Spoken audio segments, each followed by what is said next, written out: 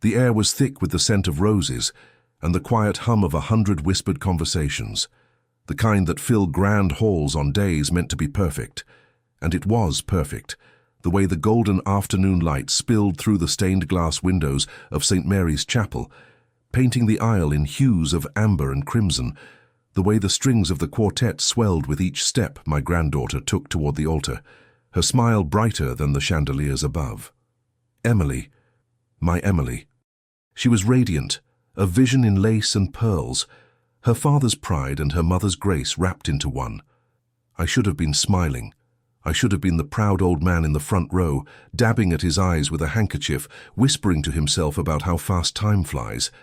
But I wasn't, because there on the polished mahogany chair where I was meant to sit was a single white card, folded neatly in half. My name was written on the front in elegant script, Walter, and beneath it just one word, scrawled in ink that looked like it had been cried onto the page, "Forgive." My breath caught, the world around me blurred, the laughter, the clinking of glasses, the soft rustle of Emily's dress as she turned to face her groom. All of it faded, drowned out by the roar in my ears, the sudden weight of that word pressing down on my chest like a stone. Forgive for what? Who had left this here? And why now on a day that was supposed to be about joy, about new beginnings, about the family I had fought so hard to hold together? I reached out, my fingers trembling as they brushed against the card. The paper was thick, expensive, the kind you'd expect at a wedding like this, one where no detail was overlooked, where every flower, every candle, every bite of cake had been chosen with care. But this wasn't part of the plan. This was a secret. A wound reopened. A ghost I thought I'd buried decades ago, clawing its way back to the surface. I should have torn it up. I should have shoved it into my pocket and pretended I never saw it. But I didn't. Instead, I unfolded it, my hands shaking so badly I nearly dropped it. And that's when I saw it. Not just the word, but the handwriting. I knew that handwriting. I'd seen it before on birthday cards and grocery lists, and the last letter she ever wrote me, the one I still keep locked in a wooden box beneath my bed. Her handwriting, my daughter's, Lily's. But that was impossible. Lily had been gone for 20 years. She'd died in the rain on a slick road outside of Boston, her car wrapped around a telephone pole while I was too busy, too stubborn, too angry to answer her calls. She'd been trying to reach me for weeks before it happened, and I'd ignored her. Because I was hurt, because I was proud, because I thought I had time. And now, here she was, reaching out from beyond the grave, on the day her own daughter was getting married, asking me the one question I'd spent 2 decades running from. Forgive. The card slipped from my fingers. I didn't realize I was crying until a tear splashed onto the back of my hand, dark and wet against my skin. I looked up, desperate for air, for something to anchor me to the present, and my eyes locked onto Emily's. She was standing at the altar now, her groom saying something that made her laugh, her eyes shining with happiness. She had no idea. She couldn't. Because if she did, she wouldn't be smiling. She'd be broken, just like me. And then I saw her, Sophia, the bride's new sister-in-law, watching me from across the room. Her expression was unreadable, but her eyes held something. Guilt, knowledge, pity. She was the one who had placed the card there. I knew it as surely as I knew my own name. But why? What did she know about Lily? About the night she died? About the things I'd never told anyone, not even Emily? The music swelled. The guests applauded as the newlyweds shared their first kiss, and I was supposed to clap, to cheer, to be a part of this moment.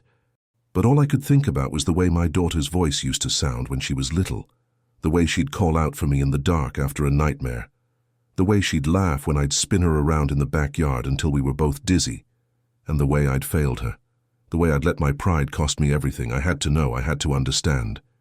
Because if Lily was reaching out to me now, after all this time, it couldn't be for nothing. There had to be more. A reason. A truth I wasn't ready to face. And as the reception began, as the guests rose to toast the happy couple, I made a decision. I would find Sophia. I would demand answers. And I would finally confront the ghosts I'd spent a lifetime trying to outrun. But first I had to read the rest of the card, Because there on the back in Lily's handwriting were 3 more words I wasn't prepared for. 3 words that changed everything. I was wrong. If this story gripped your heart, if you need to know what happens next, hit that like button and subscribe to the channel, because the truth about that night and the secret Lily took to her grave will leave you breathless. Don't miss the next part. You won't see the twist coming. The chapel had always smelled like wax and old wood, the kind of scent that clings to your clothes and brings back memories you'd rather forget. 20 years earlier, I'd stood in that same chapel, my hands clenched at my sides, watching as they lowered Lily's casket into the ground. The rain had been relentless that day, drumming against the umbrellas like a funeral march, and I'd sworn to myself that I'd never let another person I loved slip through my fingers. But life doesn't work that way, does it? Life takes and takes, and all you're left with are the echoes of what you should have said, what you should have done.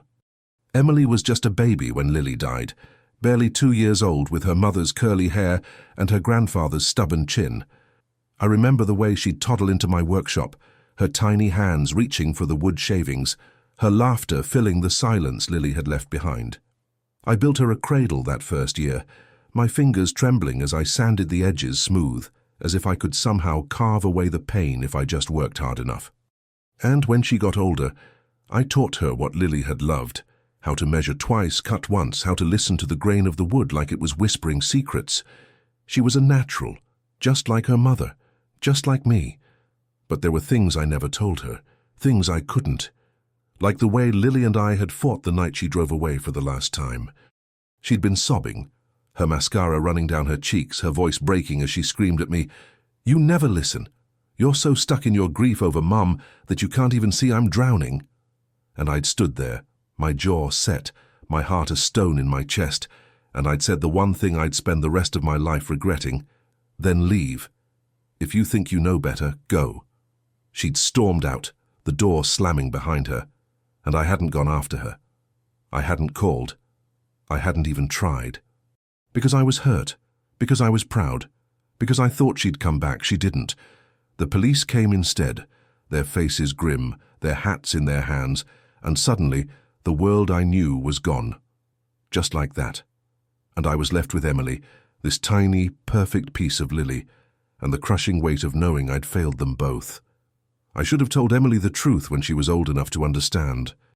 I should have sat her down and said, "Your mum and I, we loved each other, but I was broken and I pushed her away, and I've spent every day since wishing I could take it back." But I didn't.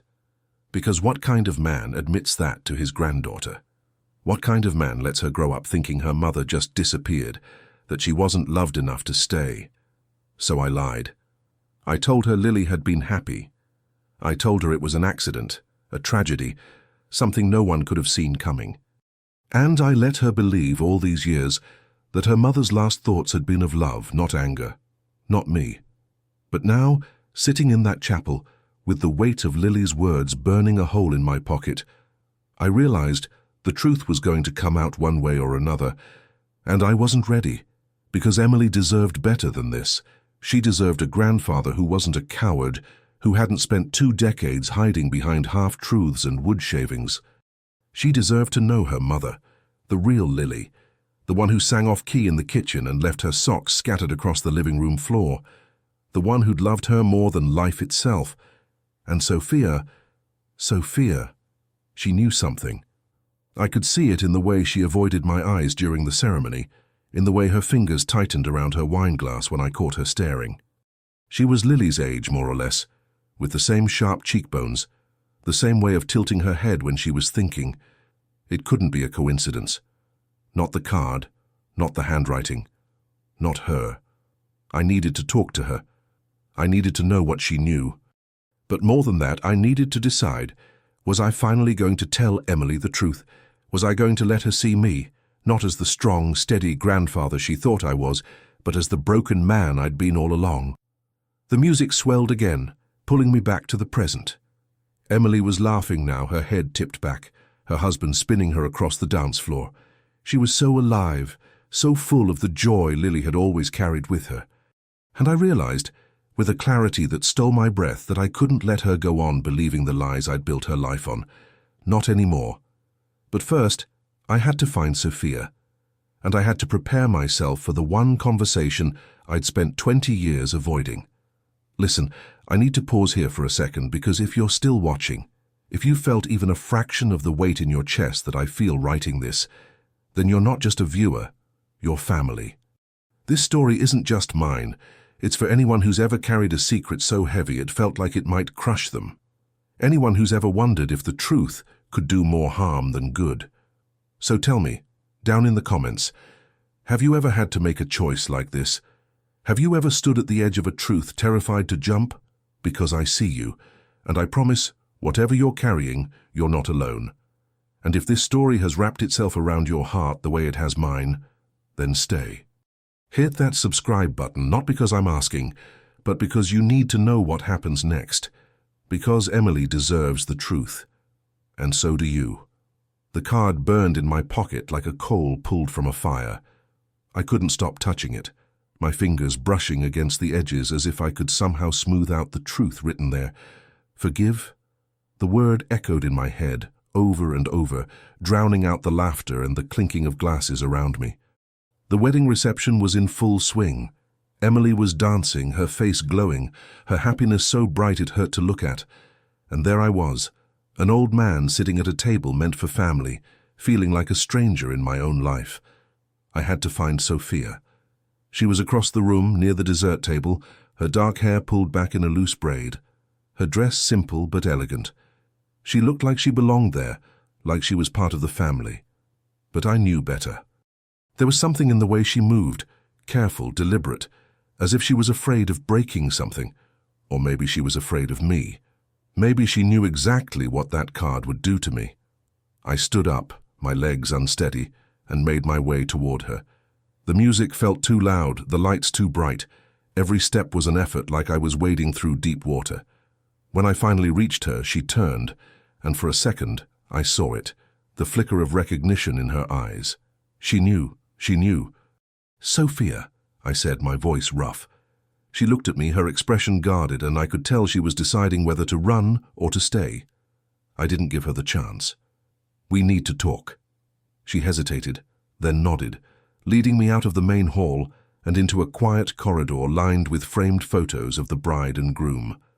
The noise of the reception faded behind us, leaving only the sound of our breathing, the soft rustle of her dress as she turned to face me.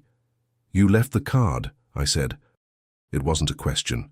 She didn't deny it. Instead, she reached into the small clutch she was holding and pulled out an envelope. It was yellowed with age, the edges worn as if it had been opened and closed 100 times. My daughter's handwriting was on the front. "For Walter." My heart stopped. "Lily gave this to my father 20 years ago," Sophia said quietly. "She asked him to make sure you got it, when the time was right." I took the envelope, my hands shaking. "Why now?" Sophia's eyes were wet. "Because Emily deserves to know the truth. And so do you." I didn't open it. Not yet. Instead, I looked at her, really looked at her, and for the first time I saw the resemblance, not just to Lily, but to me. The shape of her jaw, the way her eyebrows arched when she was serious. "Who are you?" I asked, my voice barely a whisper. She took a deep breath. "Lily was my best friend. We met in college. She told me everything, the fights, the regrets, how much she missed you. She wrote that card the night before she died. She was coming to see you, Walter. She was coming home." The words hit me like a punch to the gut. I staggered back, my hand pressing against the wall to keep myself upright. Lily had been coming home? All this time I'd thought she'd died angry, that her last thoughts of me had been filled with resentment. But she'd been on her way to see me, and I'd never known. "She wanted you to have this," Sophia said, pressing the envelope into my hands. "She said you'd understand when the time was right." I finally opened it. The letter was short, just a few lines, but it felt like Lily was standing right there in front of me, her voice clear as day. "Dad, I was wrong. I should have listened. I should have stayed. But I need you to know something. I forgave you a long time ago, and I need you to forgive yourself. Emily deserves a grandfather who isn't afraid to love her the way she deserves. Don't make the same mistake with her that you made with me. I'm coming home. Wait for me. Love, always. Lily." The paper trembled in my hands. She'd forgiven me. She'd forgiven me. And I'd spent 20 years drowning in guilt, pushing everyone away, convinced I didn't deserve happiness, convinced I didn't deserve her. But there was more. Sophia reached into her clutch again and pulled out a small, worn photograph. It was Lily, standing in front of the old workshop, her arms wrapped around a little girl with curly hair and a gap-toothed smile. Emily. But there was something else in the photo, something I'd never noticed before. In the background, just barely visible, was a man, young with dark hair and a hesitant smile, and he was holding Lily's hand. "Who is that?" I asked, my voice hoarse. Sophia's voice was soft. "That's my father. He and Lily were close." "She never told you?" I shook my head, my mind racing. Lily had been seeing someone and she'd never said a word. Why would she keep that from me? Sophia's eyes filled with tears. Because she was scared. Scared you'd be angry. Scared you'd reject her like you rejected Mom after she died. She wanted to tell you, Walter. She tried, but you pushed her away. And then she ran out of time. The weight of it all crashed down on me. The lies, the secrets, the years wasted. I'd been so blind, so wrapped up in my own pain that I'd missed everything. Lily had been trying to come back to me. She'd been trying to fix things, and I'd let my pride destroy it all. I looked back at the letter, at the words "I forgave you" a long time ago, and something inside me broke. The dam I'd built around my heart for 20 years cracked, and suddenly I was crying. Great, heaving sobs that shook my entire body. Sophia reached out, her hand gentle on my arm, and for the first time in decades I let someone see me fall apart. "I didn't know," I whispered. "I didn't know." She squeezed my arm. "But you do now. And Emily. She needs you, Walter. She needs the truth." I nodded, wiping my face with the back of my hand. She was right. Emily deserved to know her mother, the real Lily, the one who'd loved fiercely, who'd made mistakes, who'd tried to come home.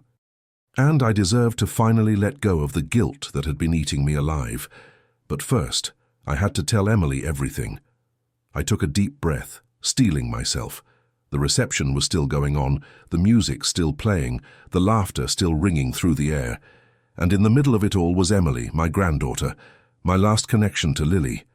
She was sitting at a table now, her head resting on her husband's shoulder, her eyes closed as she listened to whatever he was saying. She looked so peaceful, so happy. I didn't want to shatter that, but I had to, because the truth was, I'd already shattered it 20 years ago, and it was time to put the pieces back together. I need to stop here for a moment, because if you're still with me, if you felt even a fraction of the heartache and the hope in this story, then you're not just a viewer.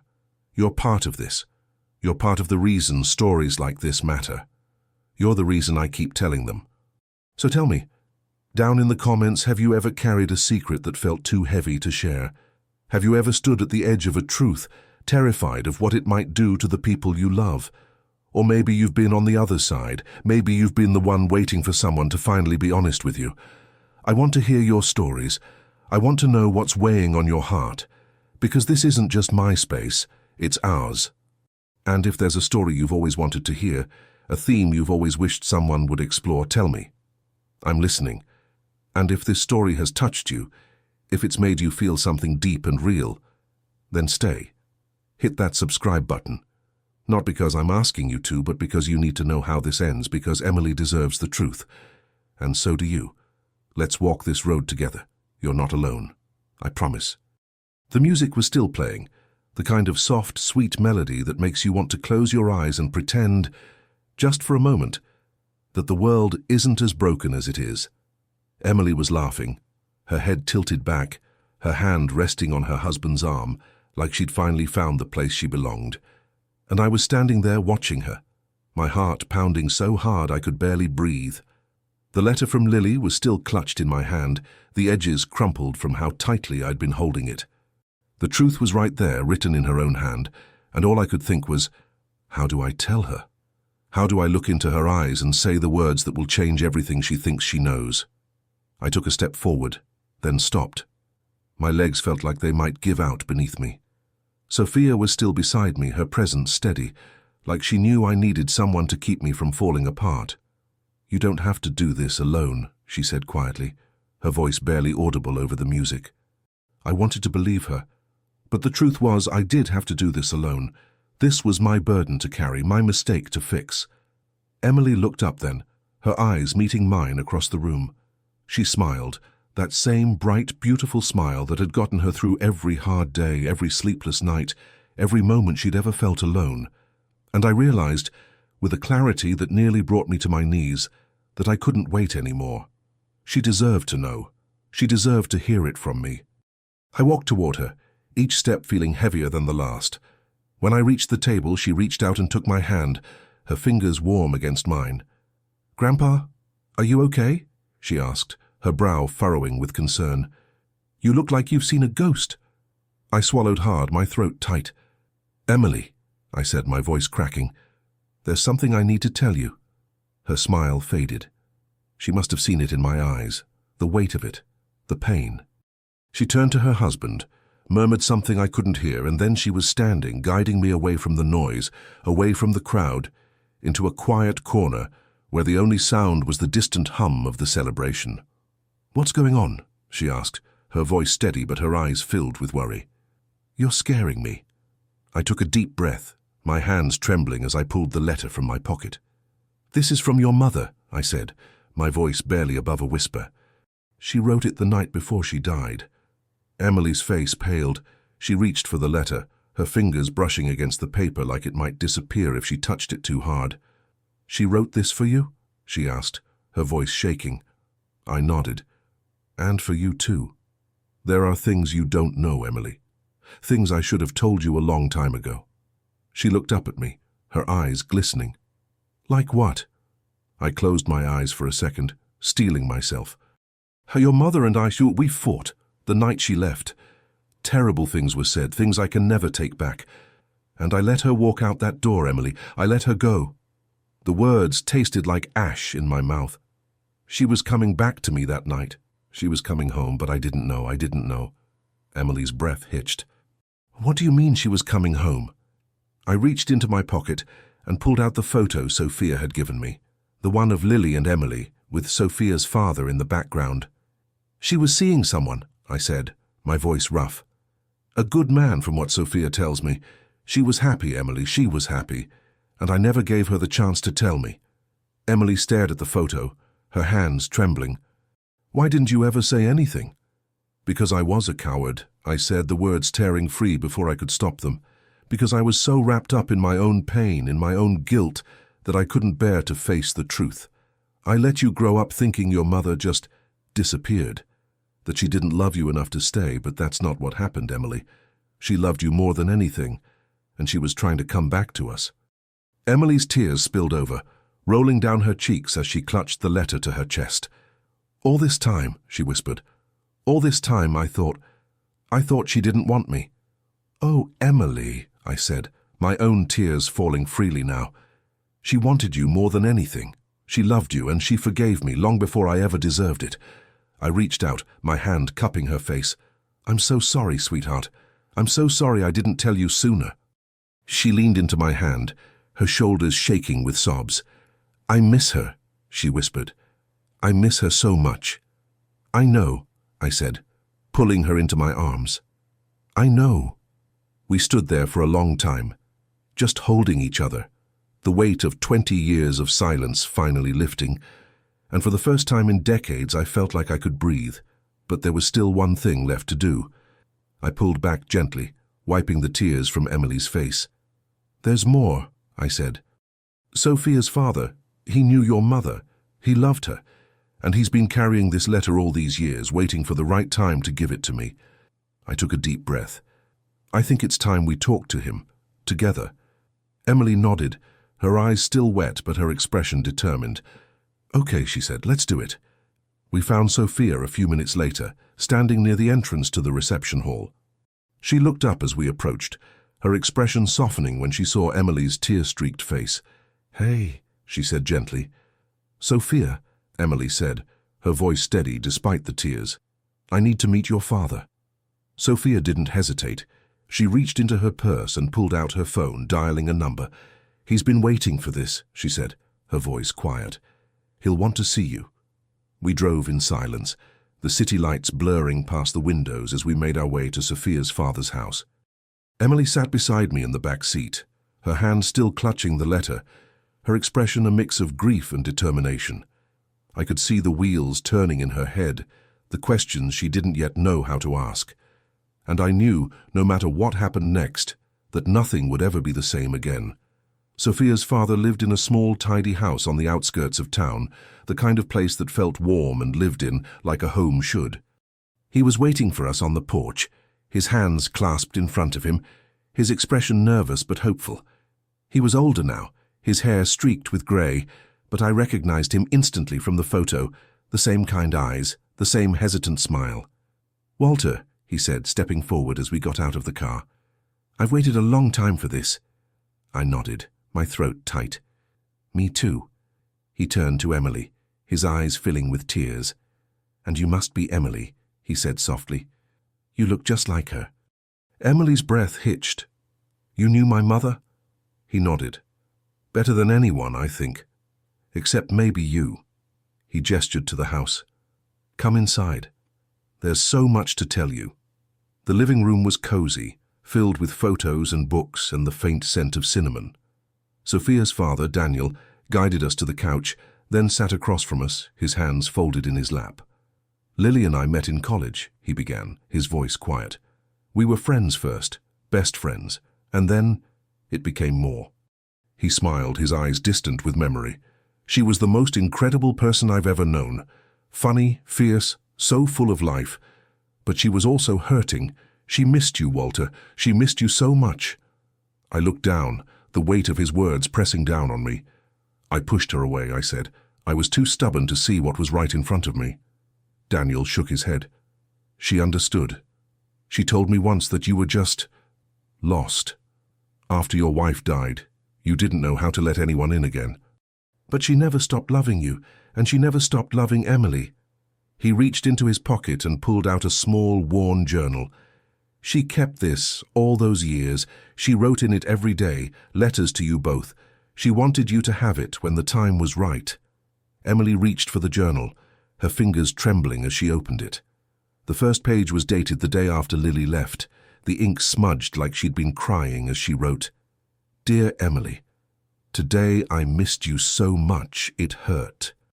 But I promise I'm coming home, and when I do I'll never let go again." Emily's tears fell onto the page, blurring the ink. "She wrote to me," she whispered. "All this time, she wrote to me." Daniel's voice was gentle. "She did. Every day. She wanted you to know you were loved, that you were never alone." I looked at Emily, at the way she clutched the journal to her chest, at the way her shoulders shook with sobs. And I knew in that moment that this was what Lily had wanted. Not for us to be broken by the truth, but to be healed by it. Daniel leaned forward, his eyes meeting mine. "Lily forgave you, Walter, a long time ago, and she wanted you to forgive yourself." He glanced at Emily. "She wanted you both to know that love doesn't end. Not really, it just changes." Emily looked up, her eyes red but her expression determined. "I want to know everything," she said. "About her, about you, about the life she had when she wasn't with us." Daniel smiled, his eyes warm. "Then that's what we'll do." And as we sat there, surrounded by the echoes of a life we'd never known, I felt something shift inside me. The guilt was still there, the grief. But for the first time in 20 years, there was something else too. Hope. The kind that comes from finally facing the truth, from finally letting yourself be loved, even when you don't deserve it. Oh, my dear friend, if you're still here, if you've walked this road with me, with Walter and Emily, then you know this isn't just a story. It's a piece of something real, something raw and aching and human. And I need you to know how much it means to me that you've stayed, that you've let these words sink into your heart the way they've sunk into mine. So tell me, have you ever had to face a truth that changed everything? Have you ever stood in a room surrounded by the pieces of a life you thought you knew, only to realize it was never what it seemed? Or maybe You've been the one waiting, hoping someone would finally see you, finally hear you. I want to know, I want to sit with you in that space, in the quiet, in the mess of it all. Because this isn't just my story, or Walter's, or Emily's, it's ours. And if there's a story you've been carrying, a truth you've been too afraid to speak, I'm here, we're here. You don't have to walk this road alone. And if this story has touched you, if it's made you feel less alone, then stay. Let's keep walking together. Because the best stories, the ones that really matter, are the ones we tell when we're brave enough to be honest. And I promise you, there's more to come. So much more. The house was quiet except for the soft crackling of the fireplace, the kind of sound that wraps around you like a blanket on a cold night. Daniel had just finished reading the last entry from Lily's journal, his voice rough with emotion. Emily sat beside me on the couch, her head resting on my shoulder, the journal clutched tightly in her hands. The weight of the past few hours pressed down on us all, but for the first time in decades, it didn't feel suffocating. It felt like a door had finally been opened, like the air we'd been holding in our lungs for too long was finally being let out. Emily turned to me, her eyes red, but her expression calm. "Grandpa," she said softly, "why didn't you ever tell me any of this?" I reached for her hand, my fingers trembling. "Because I was afraid," I admitted. "Afraid that if I told you the truth, you'd see me the way I saw myself. Broken, selfish, a man who failed the people he loved most. I didn't want to lose you too." She squeezed my hand. "You could never lose me," she said, her voice steady, "no matter what." The words hit me like a wave, knocking the breath out of me. All these years, I'd been so sure that the truth would destroy us. But here she was, my granddaughter, looking at me with nothing but love in her eyes. And I realized, in that moment, that I'd been wrong about everything. Daniel cleared his throat, his own eyes wet. "Lily wanted you both to have this," he said, reaching into his pocket and pulling out a small velvet box. He opened it, revealing a delicate silver locket, the kind that holds a tiny photograph inside. "She asked me to give it to Emily on her wedding day. She said it was her way of being there." Emily took the locket, her fingers shaking as she opened it. Inside was a photo of Lily, her smile bright, her eyes full of life. On the back of the photo in Lily's handwriting were the words, "For my Emily, always with you." Emily's breath hitched. She looked up at me, then at Daniel, and then she did something that broke me completely. She reached out and pulled us both into a hug. "Thank you," she whispered. "Thank you for giving her back to me." We sat there for a long time, the three of us, holding on to each other like we were the only things keeping the world from falling apart. And in a way, we were. Because the truth was, we had been falling apart, all of us in our own ways. But now, for the first time, we were putting the pieces back together. The drive back to the wedding reception was quiet, but it wasn't the heavy, uncomfortable silence it might have been before. It was the kind of quiet that comes when you finally said the things you've been too afraid to say, when the weight you've been carrying for years has been lifted. Emily sat beside me in the back seat, her head resting against the window, the locket clutched in her hand. Every so often she'd glance at me, and we'd exchange a small, knowing smile. It was like we were seeing each other for the first time. When we arrived, the reception was still in full swing, the music loud, the laughter bright. Emily's husband saw us as soon as we walked in, and he made his way over, his expression concerned. "Everything okay?" he asked, his arm slipping around Emily's waist. She looked up at him and nodded. "Better than okay," she said, her voice soft but sure. She turned to me then, her eyes shining. "Grandpa, I want to dance with you." I felt my throat tighten. "Emily, She took my hand before I could finish. "Please," she said. "Just one dance." I nodded, unable to speak, and let her lead me onto the dance floor. The song playing was slow, something old and familiar, the kind of melody that makes you think of all the people you've loved and lost. Emily rested her head on my chest, and we began to sway gently, the rest of the world fading away, until it was just the two of us. "I love you," she said quietly, "no matter what." I closed my eyes, my own tears falling freely now. "I love you too," I whispered. "More than anything." We danced like that for a long time, neither of us speaking, neither of us needing to, because some things don't need words. Some things are felt too deeply for that. The next morning I woke up early, the first light of dawn creeping through the curtains. I sat up slowly, my body aching from the emotions of the day before, but my heart felt lighter than it had in years.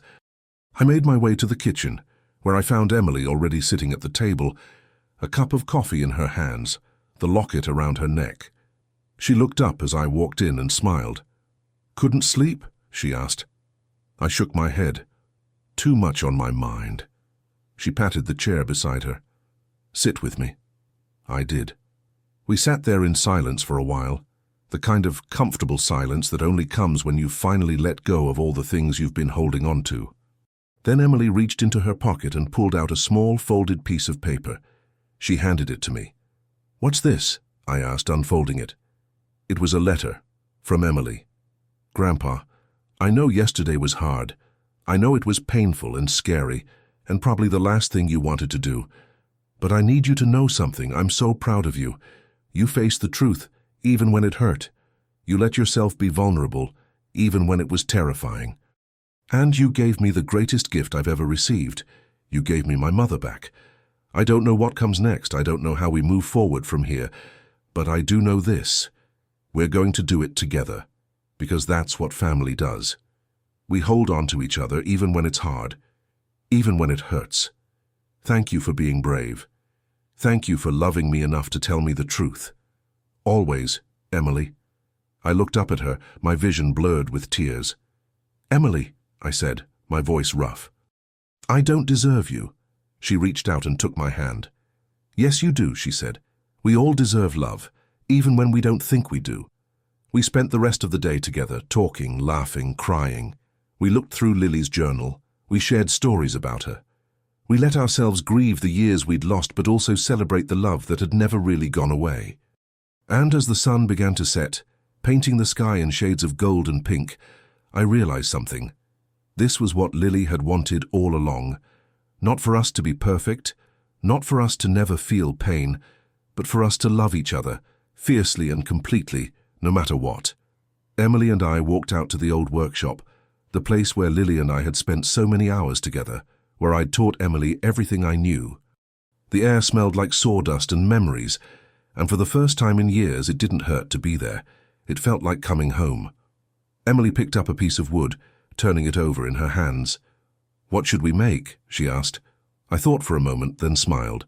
"A cradle," I said, "for your first child." She looked at me, her eyes wide. "You think I'm ready for that?" I laughed softly. "No one's ever really ready, sweetheart. But love isn't about being ready. It's about showing up even when you're scared, even when you don't know what you're doing." She nodded, her expression thoughtful. "Then let's do it," she said. "Together." And so we did. We worked side by side, the way we always had, the way Lily had worked beside me all those years ago. And as the wood took shape beneath our hands, as the cradle began to form, I felt something shift inside me. The guilt was still there, the grief, but it wasn't all there was anymore. There was hope too. There was love. There was the knowledge that no matter what, we were going to be okay. If you've made it this far, if you've walked this journey with Walter and Emily and me, then you know this story isn't just about them. It's about all of us, the ones who carry secrets, the ones who are afraid to speak the truth, the ones who love so fiercely it terrifies us. And I need you to know something. You're not alone in this. Whatever you're carrying, whatever truth you've been too afraid to face, there's a place for it here.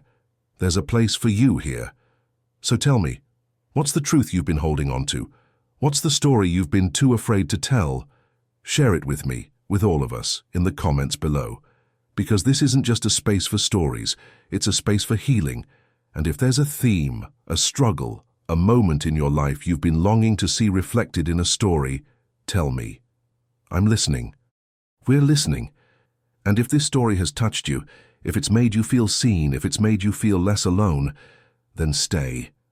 Let's keep walking this road together. Because the best stories, the ones that change us, are the ones we tell when we're brave enough to be honest.